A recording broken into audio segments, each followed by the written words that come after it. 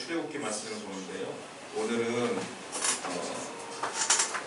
굉장히 유명한 말씀 중에 하나예요. 우리가 잘 알다시피 이스라엘 사람과 아말렉이 전쟁을 하는데, 모세가 기도를 하면, 손을 놓고 기도를 하면 여호수아의 군대가 이기고, 그리고 힘들어하고 손을 내리면 아말렉이 이기고, 그러다 보니까 어떻게 하냐면 모세가 아론과 홀에게 얘기를 해요.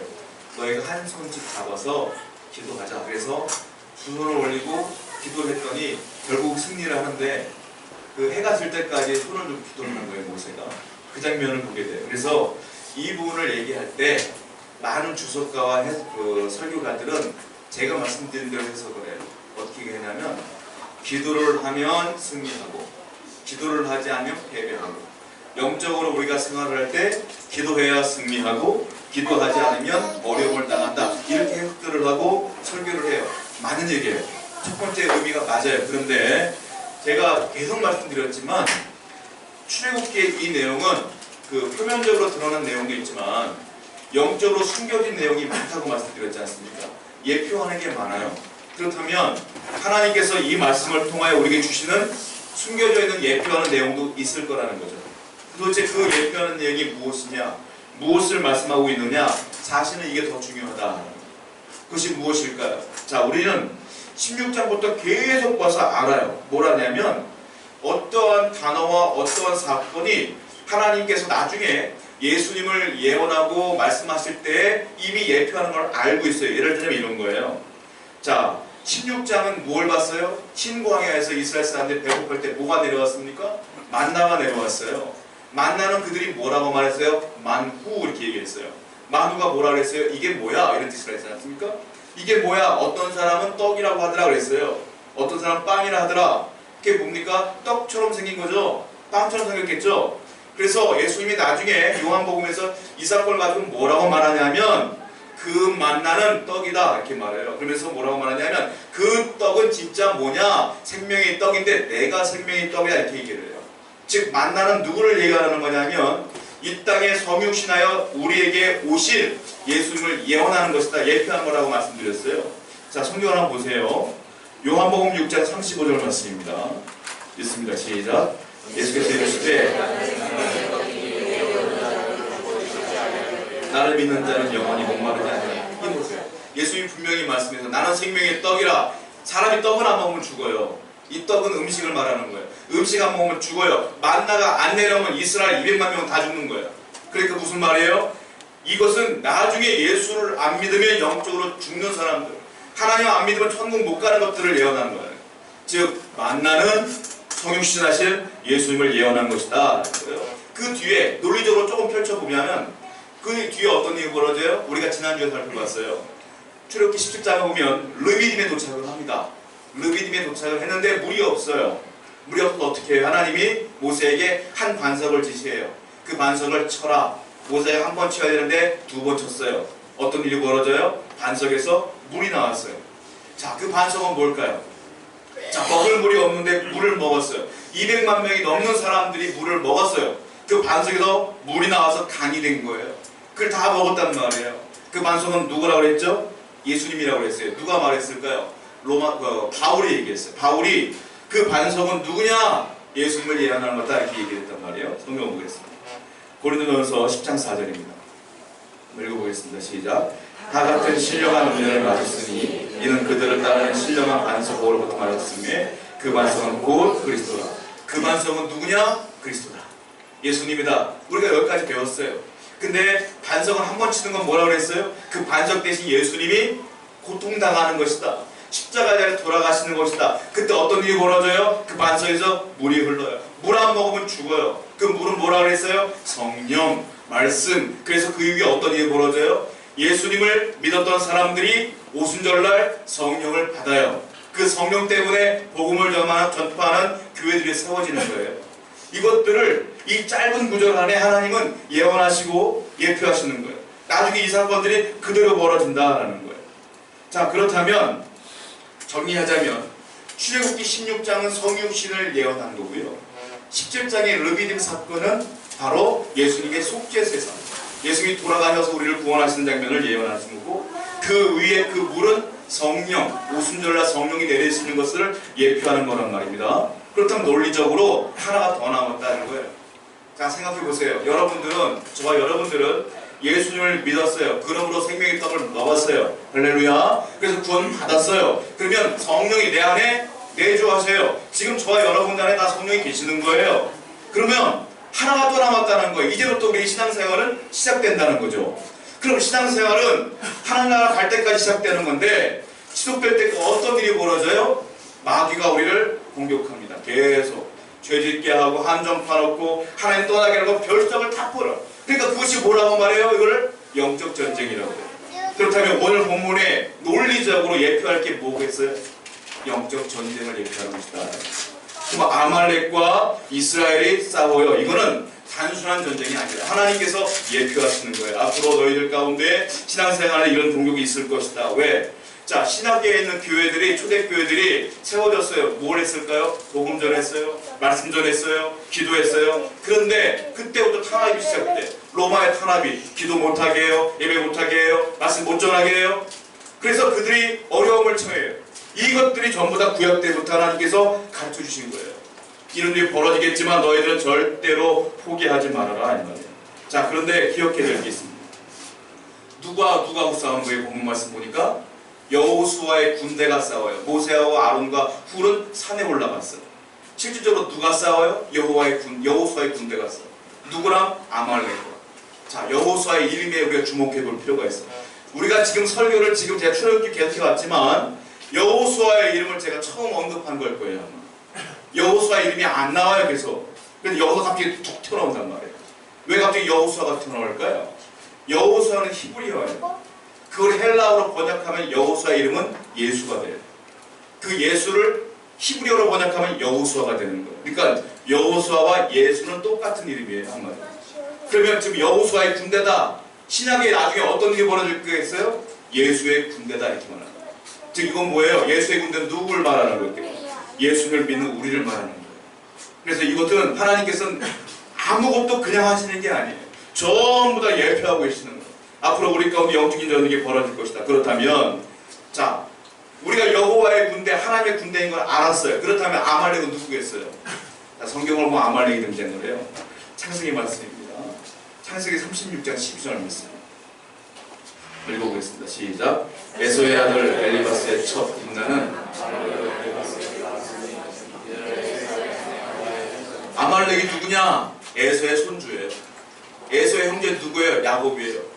야곱과 에서 기억나시죠? 하나님은 야곱을 선택했어요. 에서가 나중에 결혼해서 애를 낳는데 그게 엘리바스예요. 엘리바스가 나중에 성장하에 또 애를 낳는데 그게 아말렉이에요. 그러니까 아말렉이 이스라엘 적군이 된다는 거예요. 그래서 놀라운 일이 있어요. 뭐냐? 하나님은 야곱과 에서 중에 누구를 선택했어요? 야곱을 선택했지 않습니까? 에서를 선택하지 않았어요. 성경에 그렇게 써있단 말이에요. 자, 로마서 9장 13절 말씀 읽어볼게요. 시작. 기록된 바 내가 야곱은 사랑하고 에서는 미워하였다. 에서를 미워하였다는 건 어떤 뜻이냐면 내가 야곱을 사랑했다는 건 무슨 말이냐면 내가 야곱을 선택했고 내가 에서를 선택하지 않았다, 이런 뜻이에요. 그러니까 선택하지 않은 자손이 누구예요? 아말렉. 선택한 자손은 누구예요? 지금 저와 여러분. 이렇게 된 거예요. 근데 누가 공격을 해요? 아말렉이 공격을 해요. 다른 말로 뭐예요? 선택받지 않은 사람들이 공격을 한다. 이게 영적 전쟁의 본질이에요, 본질. 한마디로 말하면 하나님을 믿지 않는 사람들은 우리가 죽을 때까지 하나님 믿는 우리를 공격한다. 이게 성경의 진리예요. 희한하게 기독교에 관한 안 좋은 기사가 뜨면 댓글은 너무너무 많은 것 같아요. 제가 신문 기사를 보면. 왜 가만히 있는 사람들이 그렇게 막 댓글을, 기독교를 욕을 해야 되는지 모르겠어요. 교회 와보면 나쁜 얘기 안 하거든요. 솔직히 말하면 세상에 나가보면 예수 믿는 사람이 착한 사람이 얼마나 많은데, 선한 일을 얼마나 많이 하는데 조금 잘못한 것 때문에 사람들이 난리가 나. 왜 그럴까요? 원래 이게 하나님의 본질이에요. 하나님께서 만드신 본질. 뭡니까? 하나님 안 믿는 사람들은 원래 하나님 믿는 사람들을 공격하게 돼 있다. 신앙생활 못하게 만든다, 이거예요. 그러므로 아말렉은 영적인 의미를 두 가지를 예표해요. 첫 번째, 말씀드린 것처럼 하나님을 믿지 않은, 선택되지 않은 사람들을 예표한다. 이걸 얘기한다는 거예요. 또 하나, 이 사람들이 왜 전쟁을 펼쳤을까요? 이스라엘 사람들. 어떻게 전쟁하냐, 얼마나 야비하냐면 정면에 나서 전쟁을 하는 게 아니에요. 숨어 있다가 200만 명이 싹 지나가잖아요. 뒤에는 어린아이들과 노인들과 여자들이 못 걸어가요. 그러니까 처져. 마치 동물들이 약한 거 잡아먹는 것처럼 뒤에서 치는 거예요. 뒤에서. 그러니까 어린아이들 죽어나가 막. 이 전쟁이 펼쳐지는 거. 전쟁의 원인이 뭐냐면 르비딤에서 어떤 일이 벌어졌어요? 물이 생겼지 않습니까? 물이 강물이 됐단 말이에요. 그 강물을 차지하기 위하여 아말렉이 싸움을 펼치는 거예요. 그런데 싸움할 이유가 하나도 없어요. 왜? 이스라엘 사람들은 르비딤에 머물 사람들이 아니에요. 어디로 가는 거예요? 가나안으로 가는 사람들이야. 르비딤에 머물 사람이 아니란 말이에요. 조금만 기다리면 그 물은 자기들 거가 돼요. 근데 굳이 싸워요. 굳이. 왜 그러냐? 이 물을 먹는 것도 별로 관심이 없어요. 이 사람들. 그리고 이스라엘 사람들이 물 먹는 것도 더 싫은 거예요. 한마디로 너도 못 먹고 나도 못 먹자 이거예요. 그게 영적 전쟁의 본질이에요. 쉽게 말하면 여러분들이 예수를 믿고 신앙생활을 하는데 쉬워요. 그 사람들도 같이 믿고 통곡하면 되는 거예요. 근데 굳이 전에도 안 믿어. 근데 뭐든지 그 사람들은 반대하고 싫어요. 뭐겠어요? 똑같은 거. 내가 예수 믿는 것도 싫어. 자기들도 예수 믿는 게 싫어. 한마디로 말하면 너도 망하고 나도 망하지. 이게 영적 전쟁이다. 여러분, 그래서 그 여러 가지 유혹과 미혹이 있어도 여러분 선가는 그날까지 믿음을 잃어버리면 안 돼요. 끝까지 지켜나가야 된다. 이게 영적 전쟁의 본질이다. 그렇다면 두 번째 생각할 게 있어요. 하나님이 이 전쟁 가운데 예표하는 것이 무엇일까요? 자, 출애굽기 17장 9절 말씀을 읽어보겠습니다. 시작. 모세가 여호수아에게 이르되 아말렉과 싸우라. 내일 내가 하나님의 지팡이를 손에 잡고 한 꼭대기에 서리라. 사람들을 뭐 했다고요? 택하여. 싸울 사람들을 택한 거예요. 그리고 뭐라고 하냐면 아말렉과 싸워라. 이 말이에요. 한마디로 말하면 누가 전쟁을 펼치는 거냐? 선택된 사람이 싸우는 거예요. 영적 전쟁은 아무나 하는 게 아니에요. 선택된 자가 하는 거예요. 그럼 누구겠어요? 이 중에 네가 선택을 할까요? 아니에요. 여러분들은 이미 선택된 거예요. 하나님을 믿음으로 말미암아 구원받음으로 말미암아 선택된 거예요. 그렇다면 저와 여러분들은 영적 전쟁을 해야 되는 거예요. 반드시 해야 되는 거야. 하기 싫다고 안 하는 게 아니에요. 그들이 싸움 건 게 아니잖아요. 싸움할 수밖에 없는 거예요. 자, 에베소 1장 4절과 5절과 연결되어 이 말씀이 읽어보겠습니다. 시작. 그 창세전에 그리스도 안에서 우리를 택하사 우리를 사랑 안에서 그 앞에 거룩하고 흠이 없게 하시려고 그 기쁘신 뜻대로 우리를 예정하사 예수 그리스도로 말미암아 자기 아들들이 되게 하셨으니 이미 하나님을 선택했다. 선택했고 예정했다. 여러분들이나 저나 선택된 백성이에요. 너무 감사한 거예요. 지금 바깥에 나가면서 예수를 전에도 안 믿는 분들이 너무 많아. 근데 우리는 이상하게 믿어져서 선택된 거예요. 믿음으로 하나님께서 우리를 구원하셨다. 그런데 이 백성들, 선택된 백성들을 통하여 일하신다. 그렇다면 다시 말씀드리자면 여호수아의 군대라고 말했어요. 우리의 대장은 누구였어요? 그러면 예수다. 여호수아가 예수가 우리의 군대의 대장이다 라는 거예요. 그런데 또 하나 생각해 봐야 될 게 있어요. 야, 모세가 이 전쟁 중에 2명을 데리고 가요. 누굽니까? 아론과 훌을 데리고 산에 올라가요. 모세와 아론과 훌 3명이서 산에 올라가서 전쟁을 치르는 것이 아니라 전쟁 치르고 있는 여호수아를 응원하는 거예요. 기도로. 자, 그러면 이것은 어떤 의미일까요? 여기 보면 하나님께서 모세의 지팡이를 명명하시는데 맨 처음에 모세의 지팡이라고 나와요. 성경에. 근데 어느 순간 갑자기 모세의 지팡이를 하나님의 지팡이라고 명명하기 시작해요. 두 군데가 나와요. 성경을 보겠습니다. 출애굽기 4장 20절 말씀입니다. 시작. 모세가 그의 아내 아들 나귀에 태우고 애굽으로 돌아가는데 모세가 하나님의 지팡이를 손에 잡았다. 9절도요. 시작. 모세가 여호수아에게 이르되 우리를 위하여 사람을 택하여 나가서 아말렉과 싸우라. 내일 내가 하나님의 지팡이를 손에 잡고 산꼭대기에 서리라. 모세의 지팡이야 이거는. 근데 갑자기 하나님의 지팡이라고 얘기를 해요. 갑자기 뭐 급장시키를 했을까요? 아니요, 똑같은 지팡이에요. 그런데 처음에는 모세의 지팡이라고 했는데 갑자기 여기 나와서 뭐라고 말하냐면 하나님의 지팡이라고 그래요. 무슨 말일까요? 하나님의 지팡이라는 뜻은 하나님의 능력이라는 뜻이에요. 이 지팡이는 단순한 지팡이가 아니라 하나님의 능력의 지팡이다 이렇게 표시하는 거란 말이에요. 그렇다면 지금부터 시점이 모세의 지팡이에 있는 게 아니에요. 어디에 있는 거냐? 그 능력을 주시는 하나님에게로 초점이 바뀌어지기 시작하는 거예요. 하나님의 지팡이. 이 지팡이는 단순한 거에 불과한 거예요. 하나님의 지팡이에 있다. 자, 그렇다면 또 하나 생각해 봐야겠어요. 모세가 손을 들고 기도했다 그러지 않습니까? 여러분 성경에는 그 손을 들고 기도했다고 써 있어요. 그런데 과연 모세가 손을 들고 기도했을까요? 홍해 가를 때 어떻게 했어요? 하나님이 지팡이를 손에 들라 그랬어요. 그 지팡이를 들고 올라간 모세가 지팡이 놔두고 손을 들었을까요? 절대 그렇지 않을 것이다. 성경을 보겠습니다. 출애굽기 17장 11절부터 12절입니다. 시작. 모세가 손을 들면 이스라엘 이기고 손을 내리면 모세의 팔이 피곤하며 그들의 돌을 가져다가 모세 아래에 놓아 그가 그 위에 앉게 하고 아론과 훌이 한 사람은 이쪽에서 한 사람은 저쪽에서 모세의 손을 붙들어 올렸더니 그 손이 해가 되도록 내려오지 아니하니라. 앞에 11절의 손은 단수예요. 한 손을 올린 거예요. 그리고 12절은 복수예요. 두 손을 올린 거예요. 자, 그렇다면 이 손은 뭐겠어요? 이거는 많은 분들이 인정을 해요. 손을 올린 게 아니라 지팡이를 올린 것이다 이렇게 얘기해요. 그러니까 하나님의 지팡이를 올린 거예요. 모세도 알아요. 나는 힘이 없는 걸 알아요. 하나님은 놀라운 능력이 있는 걸 알아요. 그래서 모세는 지팡이를 들고 올린 거예요. 지팡이를 들고 이번에 이쪽 손까지 올린 거다. 이게 두 손도 올린 것이다. 그러니까 핵심이 뭐냐? 지팡이가 아니에요. 하나님이 이기게 하셨다. 이것이 핵심이다. 생각해봐야 될 게 있어요. 하나님이 왜 굳이 갑자기 이름도 안 나왔던 훌이 나와. 훌은 처음 나와요. 여기에 갑자기 그 전에 나와야지도 않아요. 여호수아도 갑자기 튀어나와. 왜 갑자기 이름 모르는 사람들이 튀어나오냐는 거예요. 하나님의 다 의도된 게 있어요. 예피하시는 거예요. 자, 몇 명이에요? 몇 명이 올라갔어요? 3명이. 정답을 가르쳐요. 3명이 올라갔어요. 모세와 아론과 훌. 나중에 레위기 넘어가잖아요. 자, 하나님이 명령하세요. 앞으로 대제사장은 누구의 지파에서 나온다? 누구의 자손에서 나온다? 아론의 후손에서 나온다 그랬어요. 아론이 대제사장이 돼요. 그러면 아론은 대제사장이 되는 사람이에요. 그러면 성경에 보면 나중에 히브리서에 보면 대제사장을 예표하는 분이 있어요. 누구냐? 예수님이에요.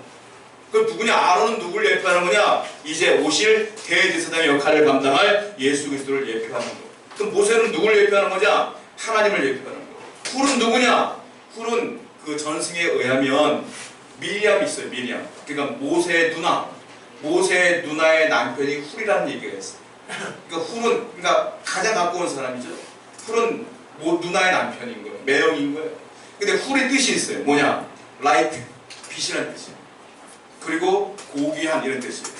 자, 성령을 의미하는 거예요. 빛, 고귀한. 그러니까 성부, 성자, 성령이 전쟁 중에 있는 여호수아를 돕는 거예요. 기도로. 하나님의 능력으로. 이걸 예표하고 있다는 거예요. 자, 교회는 영적 전쟁을 펼쳐요. 성도는 영적 전쟁을 펼치며 신앙생활 하는 거예요. 저희 여러분들. 누가 도와요? 성부, 성자, 성령이 돕는 거예요. 하나님의 능력이 아니면 우리 이길 수가 없어요. 지금도 성령이 내주하는 내 성령께서 우리와 함께 하심을 믿으시기 바래요. 초대교회가 왜 부흥했어요? 하나님의 능력이 임하니까 부흥하는 거예요. 우리 교회가 이제 8주년인데 우리 교회가 어떻게 하면 부흥할까요? 내가 열심히 애쓰면 될까요? 아니에요. 하나님의 능력이 임하면 되는 거예요. 성부, 성자, 성령이 여러분에게 임하면 가정이 부흥하고 교회에 임하면 교회가 부흥하는 거예요. 그럼 우리는 뭘 기도해야 될까요? 하나님의 능력이 임하기를 원합니다. 기도해야 될 줄 믿습니다. 그래야 혼자 놀라운 능력이 나타난다. 자, 성경을 또 보겠습니다. 에베소서 6장 10절 말씀입니다. 시작. 끝으로 너희가 주 안에서와 그 힘의 능력으로 강건하여지고, 그 힘의 능력이 강건해진다 그랬어요. 점점 강해지는 거예요. 하나님의 능력이 강해진다. 자, 그러면 성령은 이제 내려오는 게 아니에요. 여러분 기억하셔야 돼요. 나 성령 받으러 와야겠다. 기도원이나 올라가야지 하고 성령 딱 기도하는데 뜨거운 몸이 성령 받았구나 내려와. 아니에요. 예수 그리스도를 믿는 모든 사람들에게 이미 성령이 내주하고 계세요. 할렐루야. 다 성령 갖고 계시는 거예요. 성령이 있으니까 하나님의 말씀이 이해가 되지. 하나님의 말씀은 성령이 아니면 이해할 수가 없어요. 믿음이 내 힘으로 되는 게 아니에요. 성령이 계시니까 믿어지는 거예요. 그러니까 여러분들에게 이상한 현상이 없어도 성령이 내주하고 계시다. 그런데 생각해봐야 될 게 있어요. 성령의 능력은 이미 내 안에 계시지만 사람이 해야 될 게 있다는 거예요. 그럼 어떻게 될까요? 힘쓰고 노력해야 된다. 그 능력이 표출되기 위해서. 하나님은 그럴 때까지 역사하지 않아요. 이미 성령이 내 안에 계시지만 내가 노력할 때까지 기다린다. 성경을 보겠습니다. 고린도서 1장 29절 말씀이에요. 시작. 이를 위하여 나도 내 속에서 이를 위해 나도 내 속에서 능력으로 역사하시는 이 누구겠어요? 성령. 성령이 이미 내 안에 있다는 거예요. 내 속에. 그런데 어떤 일이 벌어져요? 이 역사를 따라 어떻게 해? 나는 힘을 다하여 수고한다. 힘을 다하여 수고해야 그 능력이 나타난다 이 말이에요. 우리는 힘을 다해야 된다. 힘을 다한다는 건 무슨 뜻이냐면 고뇌를 하며 수고한다 이런 뜻입니다. 늘 고민하는 거예요. 어떻게 하나님의 뜻대로 살까? 어떻게 하나님의 이름을 나타낼까? 그 고뇌하며 또 나름대로 열심히 노력한다. 여러분들이 예수를 믿고 집에서 그냥 편안하게 산다? 주일마다 교회 오셔야 된다는 거예요. 힘을 다하여 예배해야 된다는 거예요. 힘을 다하여 말씀을 읽고 힘을 다하여 기도할 때 그 능력이 이 겉으로 내 삶에 표출되어 나타난다. 이 얘기를 바울은 똑같이 하는 거예요. 나는 힘을 다하여 고뇌하며 수고한다.